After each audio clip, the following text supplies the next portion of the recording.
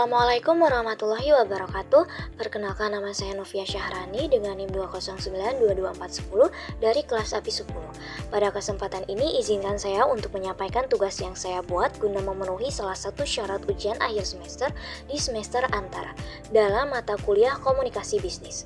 Semoga apa yang saya sampaikan bisa bermanfaat dan sesuai dengan harapan. Kita semua tahu bahwa keberhasilan sebuah tim tidak hanya ditentukan oleh keterampilan individu, tetapi juga oleh bagaimana setiap anggota tim berinteraksi dan bekerja sama. Nah, komunikasi adalah jantung dari semua itu. Tanpa komunikasi yang efektif, akan sulit bagi kita untuk mencapai tujuan bersama. Dalam presentasi ini, saya akan membahas lebih lanjut untuk melihat lebih dalam tentang bagaimana komunikasi yang baik bisa menjadi kunci sukses dalam kolaborasi. Dari keterbukaan informasi, pentingnya mendengarkan, hingga bagaimana hal tersebut dapat membangun kepercayaan dan pemecahan masalah bersama.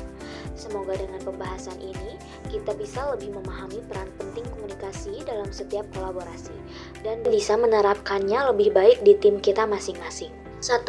Pentingnya komunikasi. Komunikasi adalah kunci utama dalam setiap kerjasama tim. Bayangkan, jika anggota tim tidak bisa saling memahami, maka pekerjaan tidak akan berjalan dengan lancar. Dengan komunikasi yang baik, setiap anggota bisa mengerti perannya, tanggung jawabnya, dan tujuan tim secara keseluruhan. Tanpa komunikasi yang jelas, hasil kerja seringkali tidak sesuai harapan karena ada banyak informasi yang mungkin tidak tersampaikan dengan benar. 2. Komunikasi yang terbuka dan transparan. Komunikasi yang terbuka artinya setiap anggota tim bisa menyampaikan pendapat, ide, atau informasi tanpa merasa khawatir. Dengan transparansi, setiap informasi disampaikan apa adanya sehingga tidak ada yang merasa ada sesuatu yang disembunyikan. Ini penting karena bisa mencegah salah paham atau konflik yang bisa muncul akibat informasi yang tidak lengkap atau salah tafsir. 3. Mendengarkan aktif. Komunikasi yang efektif bukan hanya soal berbicara, tapi juga mendengarkan. Mendengarkan aktif berarti benar-benar memahami apa yang disampaikan orang lain, bukan hanya menunggu giliran untuk berbicara. Dalam tim, ini penting untuk memastikan bahwa ide atau masukan dari setiap anggota dipertimbangkan. Dengan mendengarkan secara aktif, kita bisa menciptakan solusi yang baik karena melibatkan berbagai sudut pandang. 4. Pemecahan masalah bersama. Saat ada masalah, komunikasi yang baik akan membantu tim untuk berdiskusi dan mencari solusi bersama.